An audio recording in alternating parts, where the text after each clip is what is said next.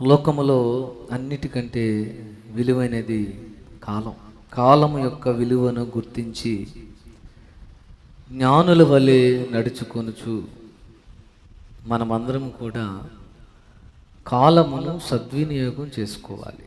ఎలా నడుచుకోవాలంట? అజ్ఞానుల వలె కాక జ్ఞానుల వలె నడుచుకొనున్నట్లు జాగ్రత్తగా చూచుకొనుడి.